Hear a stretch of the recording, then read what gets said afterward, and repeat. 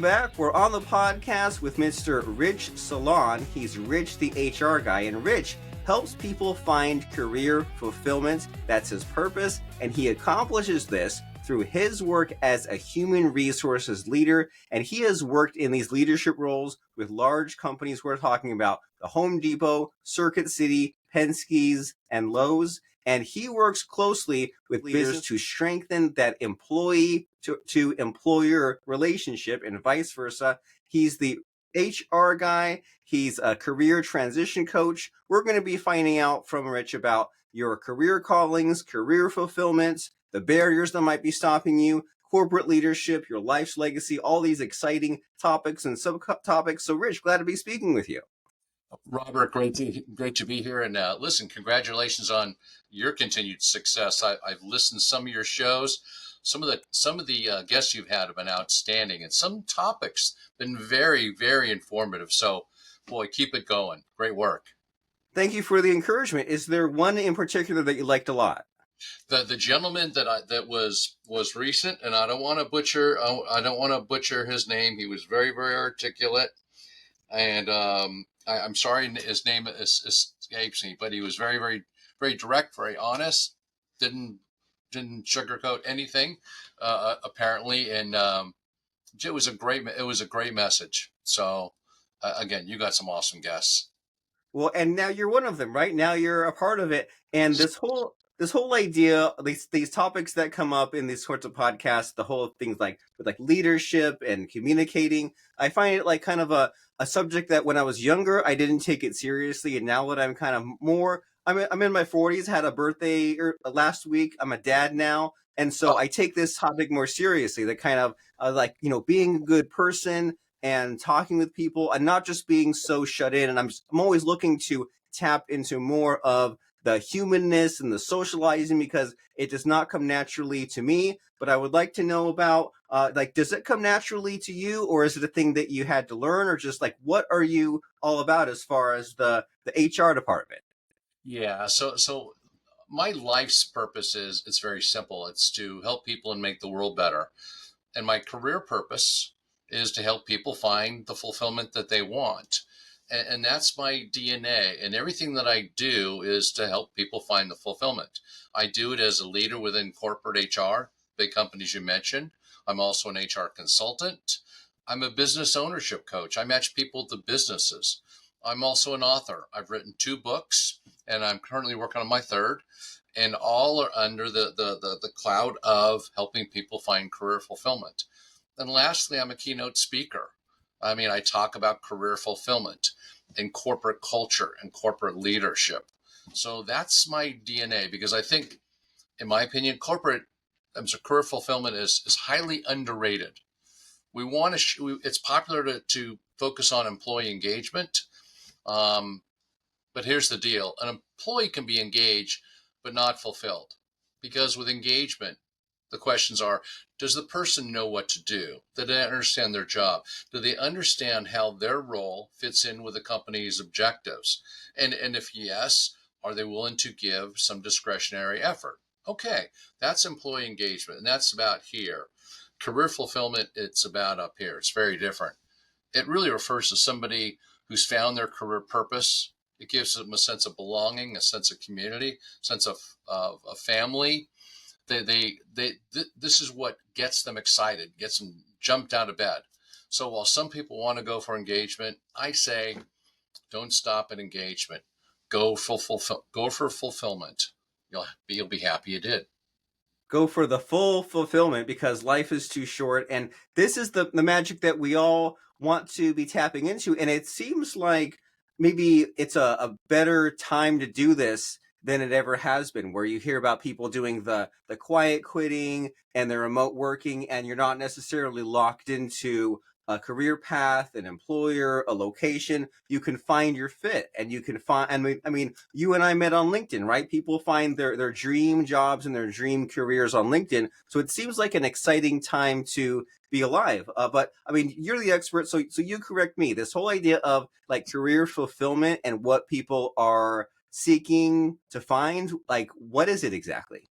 Yeah, what people used to just, They responded to a job opening and they got the job and they worked, and they often found themselves moving stuff from the inbox to the outbox, which is a shame, because most workers, by the time they're done with their career, they've worked between 90,000 and 120,000 hours. That's a lot of hours to move stuff from the inbox to the outbox. So find something you love, something that has meaning, something you're gonna leave behind, like your legacy. Your life's legacy may not be, your great, fishing stories, and the world's greatest tennis player. Your legacy that you may leave behind may be your vocation, your employment. So find something that you're passionate about, something that thrills you, something that excites you. You'll do better, and you'll be more inclined and inspired to help others along the way. So it really is about fulfillment. And the thing with employee engagement, it's been great for human resources. It really became alive 2002. We morphed from employee satisfaction, 2002, to employee engagement. And now we need to move to something else. Look, I was proud to be nicknamed the chief engagement officer at the Penske organization. It was quite an honor, and I'll take that nickname. But engagement, it's old, it's tired, and it needs to be retired. So I think career fulfillment is really on the horizon. And the good news is it's going to help workers, it's going to, at all levels, and it's going to help organizations, because people are going to come to work more excited, more enthusiastic. They're going to be, they want to do more, and they want to do it faster. And they'll think more long term, instead of just moving stuff from the inbox to the outbox. Right. And we have machines for that sort of thing now, right? We have computers, we have AI. We want humans to be energized and turned on and excited and focused and thinking. And you mentioned some of these things about how just life is short, and how when you have like a full-time job, there's like 2,000 hours per year, and they sell these calendars where you can print out like the rest of your life, right? And it's like you can see like how many Mondays are left, and it like hangs on the back of your door. And it seems kind of scary and depressing, right? Because we think we have all the time in the world, and then we spend who knows how much of a percentage of our lifetime at work. And if you do that, kind of just counting down the hours, waiting until you can go and catch the paycheck, and hanging around people you don't like, doing tasks you don't like, that's no way to live, right? That sounds miserable. And so I'm curious about how we can get there. And you mentioned some of these cool careers you've had, like at Penske, etc. So, like, what do you think is the secret, and what do you think that you've done in order to get there? So um, I wasn't always in human resources. I went from an operational opportunity into human resources, and the reason I did it, because of my passion of helping people. I think that's my gift, and I never stop wanting to help people. Just when I think I've helped a lot of people that day or that week, I tell myself, no, there's more people to help. Human resources professionals are built to serve. We're designed to serve others. It's not about us, and it never has been. So when you get somebody with the right mindset, we can really do a lot of great things. The prior term, personnel, prior to the human resources, it was a lot of checking the boxes and crossing our T's and dotting our I's. So that's what personnel did, and it was a lot of hiring and set up the hiring process. Human resources, compared to the old personnel, completely different. What a lot of people don't realize is an HR department's number one charge, every company can't argue, is helping leaders become better leaders. And that's where I find the gratification. I love seeing leaders become more effective, seeing the employees follow them more frequently, and to greater heights. So within HR, it's not just hiring, it's not just onboarding, it's not just training and development. No, it's helping leaders become better leaders. It's helping increase the retention level. And most importantly, it's about helping people reach their personal and their professional objectives. So I was fortunate. I found my first career calling, and by the way, I have two. I found my first career calling in human resource, being a human resource professional, and I was lucky. I feel very, very fortunate. And my motive is that hopefully everybody I come in contact with will find that same purpose, that same level of excitement. So that's what keeps me going. Wonderful. And, this is a great insight, or a few great insights you're mentioning. And what sticks in my mind here is that the stereotype of human resources is the hiring and the onboarding and maybe even the firing, right? And so you're saying that you're looking to develop better leaders. And this, like I said at the beginning, like this is a subject I'm looking always to get tuned into. And, you hear a lot of people saying, well, it's about listening and it's about figuring out what motivates your team, and it's about just kind of like giving back and like being a nice and warm and thoughtful person. But what would you say is maybe missing from leadership, or like what do we need to do in order to become better leaders? Yeah. The one thing, by the way, the other thing you didn't mention that human resources is stereotyped is they're the department that just says no. Okay, ask for something, you tell them you want to do something, they say no. We're not designed to be the department of no. Unfortunately, the executives above us tell us, remind us that we're kind of the gatekeeper for the company in a certain sense. We're the conscience the conscience of the company, and sometimes we do have to say no, or we have to recommend a different path. But within leadership, the biggest concern I have in leadership is people not leaders not seeing themselves from a 360 view.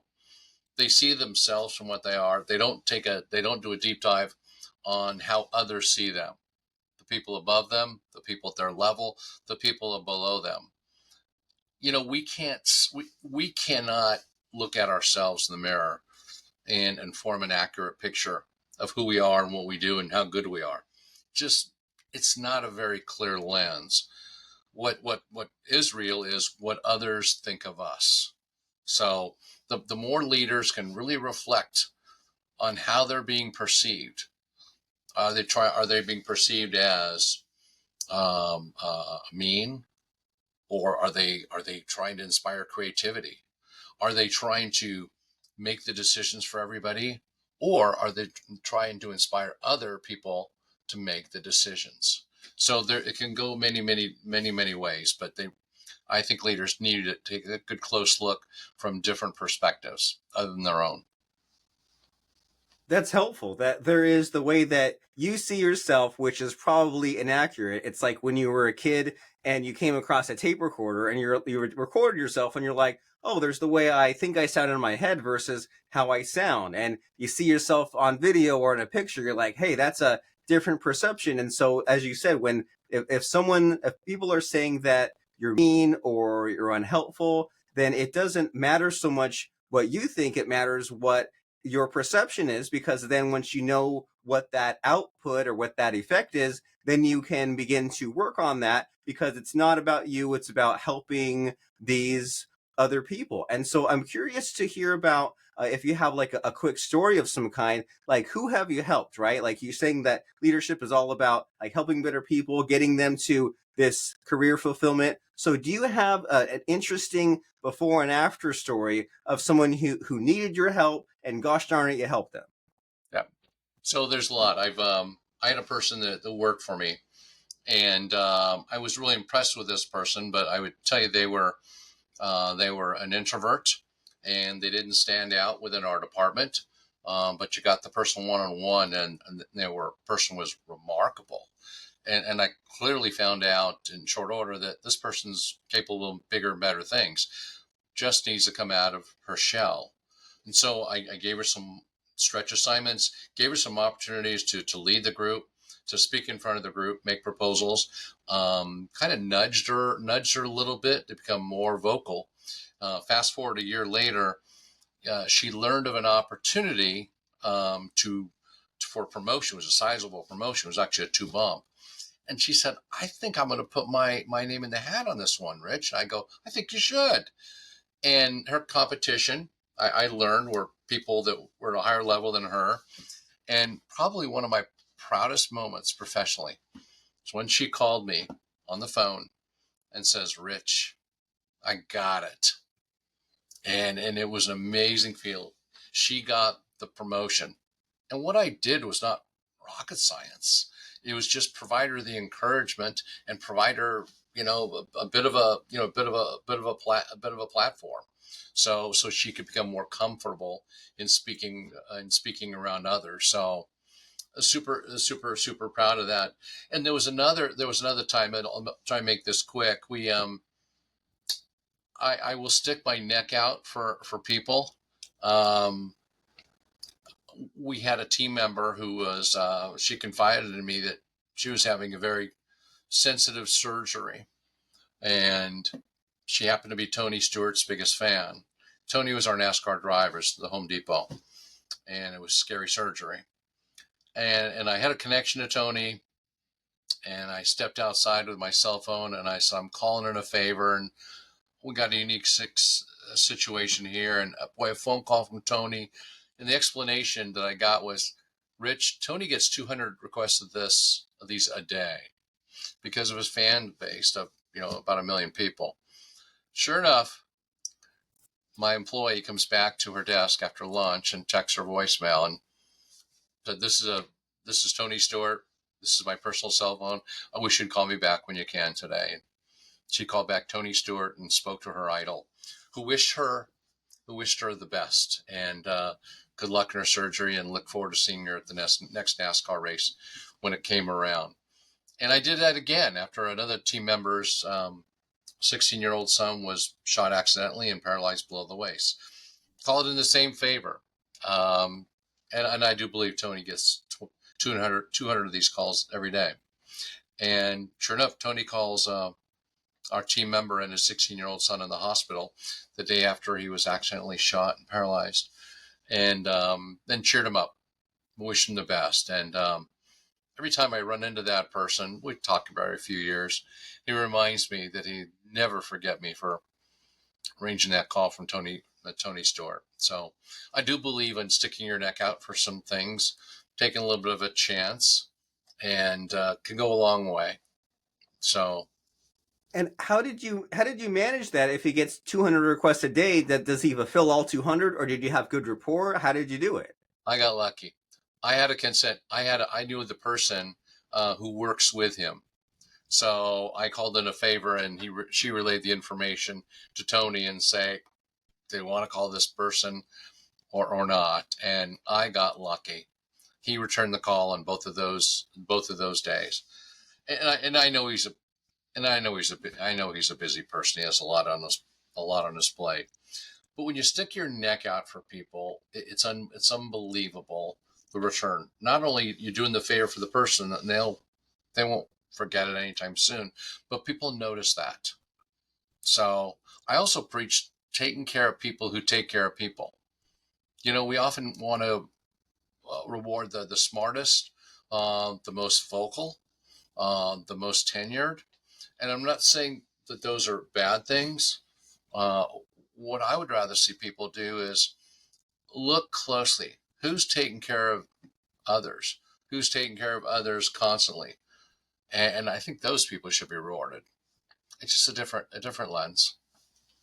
That's great. These are some wonderful principles, and these are some just good rules to live by, right? When you say, well, who seems like a carer, who's themselves helping others, let me help that person because now it's their turn. And what do they say about, isn't luck like opportunity meets preparation or something like that? Like your preparation is developing the relationships and knowing people, and then you see something come along and you say, hey, other people might have different or better skills than me or other opportunities, or but I can work harder. I can pull one of the other levers a little bit more. And I love that what you said in the other story about the encouragement plus a platform, right? And you think about, like, say if there's that shy employee and they're kind of like stuck in their shell, and when they go and try to do something outside of their comfort zone, then they might get like laughed at or ridiculed, or like people make a big deal about it. And the lesson is, hey, I'm going to go right back into my shell. But you give them a chance to build that muscle to do some of these activities, and then there you go, they can do more than they thought they did and stretch themselves, and then that becomes the new norm, and they just kind of are on this upward trajectory. And I know we only have a few minutes here, but I'm curious about, you said there's like these stretch exercises. So is there like a good example of that? Because if you can take someone from being like shy and not living up to their potential and achieving great things, like what are these sorts of exercises like? Yeah, no, it's just if it's I don't want to call it a book report. If there's a suggestion, a new idea that's been discussed, but nobody has fleshed it out. So let the person take a look at it, do a SWOT analysis, figure out the opportunities and the threats, and see if it's something we pursue. Something that simple. The next time an executive comes around, comes on tour, why don't you show the person around? Easy things like that. And I'm always suggesting these things because I got to tell you, I'm also the luckiest HR guy on the planet, because the challenges and the opportunities that my team members, my officials have given to me has been amazing. I mean, I was named Hero of the Economy by CNN for my work done at Circuit City. Why? The CEO asked if I would kickstart the job search process for the 34,000 people nationwide following our liquidation announcement on January 16th of 2009. I had the opportunity to tell every corporation in America that your responsibility to your employees does not end the day you announce liquidation. And I didn't tell them, I showed them. I showed them with some creative work, some creative stuff that nobody had ever tried before. I was completely inspired. I even put my own job search on hold during that period to take care of the 34,000. What it did for me, it gave me an incredible sense of gratification. It also showed who I am. I make sacrifices for others. And what did it do for me additionally? It created that second career calling. I found out after really reflecting on the work that I'd done there that I was destined to help people with their career search after work. So for the last 15 years, I've had kind of two careers. I help people with their career search. And I've never turned down requests. And I met some terrific people all over the country. And yeah, when they ask, um, I'm thrilled. I'm thrilled to help them because I hate to see talent not being fully utilized. Just a pet peeve of mine.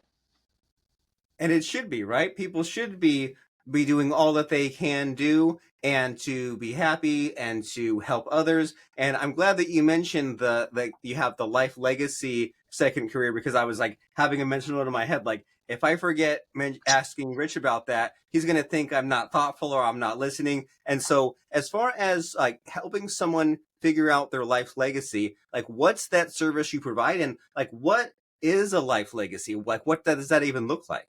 Yeah, for my legacy will be helping people with their career search, and it's highly situational.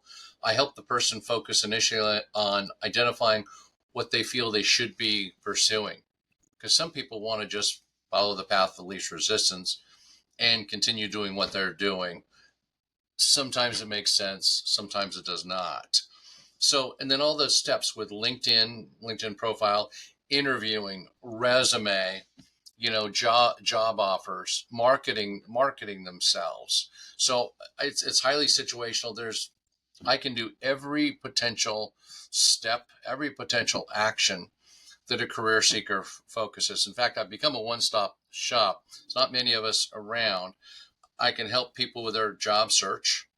I can help people move into consulting. I've learned enough to help them get going. And then I also match people to businesses. I work with 800 different companies who want business owners, and I work nationwide with clients who want to become their own boss. So I'm literally become a one-stop shop for all things careers. And this is important to me, and I'll tell you why. This way, I don't have to say no to anybody. I've never said no, and I don't ever expect to say no. And you mentioned the word legacy. My life's legacy will not be my work in as Rich the HR guy in corporate America. Rich the HR guy, helping people with their career search. I'm currently in Rotary, and I hold 3 leadership roles within Rotary International, from Pennsylvania down to South Carolina. And we're doing some terrific work, and we're really moving the needle. We're a humanitarian organization. But my life's legacy will be something that I've yet to start. When I retire, I'm going to become a wish granter for adults diagnosed with a terminal illness. Make-A-Wish is a fantastic organization. They take care of people up to age 18. But what happens to all the people in the 20s and the 30s and their 40s who unfortunately are diagnosed with a terminal illness? Who takes care of them? That's where I come Well, in. you will in the future, I yes. will. Where Make-A-Wish ends, Rich the HR guy takes over. That will be my life's legacy. Very inspiring and exciting. And in a moment here, I want to drop some links and tell people about how they can take some next steps. But before I do, I want to squeeze one last little question in here, because when you think about someone like you, that you do the humanitarian work with Rotary, you're a great networker, you like to build the relationships. Sometimes there's the objection, or maybe even the cop out people say of, well, how do you do it all? How do you keep the energy going? And this podcast we're doing, we've done over 1,100 episodes, all these conversations. And sometimes I find myself talking myself out of a meeting. And I say do I really have the energy? So do you come across this objection, or how do we keep the excitement going and stay being a people person? Because sometimes it's so exhausting, isn't it? Yeah, it is. I talk to people all day, every day, but I've done it for so long, and for me, it's never tiring, because everybody I meet is somebody who I could potentially help, and if that's just being a sounding board or some advice, coaching, asking some objective questions, just loaning them an ear, okay, sympathizing for them with them, or being empathetic. Whatever I can do to help people, that's just the way I'm wired. And I have a kind of pay it forward mentality. I know that as long as I keep bending over backwards to take care of people, they will help me when I'm in need. Very nice, very cool. There is definitely this value in being helpful. And when you're mentioning about when you were getting people to advance in their career and on their path, you gave opportunities for hey, can you show this person around? Can you lead this meeting? Just give people the chance to help others. And then there's that Ben Franklin syndrome, they call it, where if you give somebody $100, then you like them more. It's not that they like you more. It's that it's this weird psychology thing. So it can be a self-perpetuating path, right? You help others, which leads to you liking them more, which leads to you helping more. And that is a wonderful life to live. Very inspiring, as we say. So if someone says, okay, Rich the HR guy, he's got a lot in life figured out, and perhaps he can help me in my career search, or I want to check out his books and his training. How can someone do that? What's the next step to know more about you? Connect me with LinkedIn. My LinkedIn profile seems like the equivalent of a website, a web page. So if somebody plugged in Rich the HR guy on a Google search, it's going to go right to my LinkedIn page. If they went to LinkedIn and they put Rich the HR guy, same thing. And if they put Rich Salon, I guarantee I'll come up first in search as well. Connect with me on LinkedIn, and I look forward to understanding how I can help you.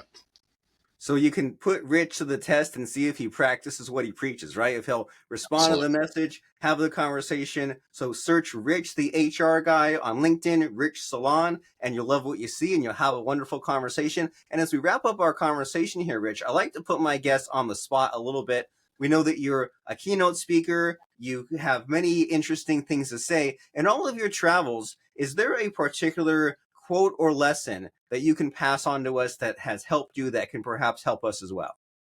Sure. Um, General Patton has a famous quote, and he says, "Don't tell people how to do something. Let them figure it out. They'll surprise you with their ingenuity." Because we too often want to tell people how to do things. Here's the steps you need to take. Let them figure it out. give them the gratitude of completing something that they figured out how to do. So Very, that's one of my favorites. I love it. Very clever. Don't deprive them of the satisfaction of having figured that out. And so we don't want to deprive you of the satisfaction of having one of these great conversations with Mr. Rich Salon, Rich the HR guy. So search him on LinkedIn, click that connect button, send the message, and see what happens there. Rich, it's been wonderful speaking with you. It really got the mental gears turning. I learned a lot and got excited just from the conversation. So thank you. This is my pleasure. Again, congratulations on your continued success. You got some all stars and some great topics.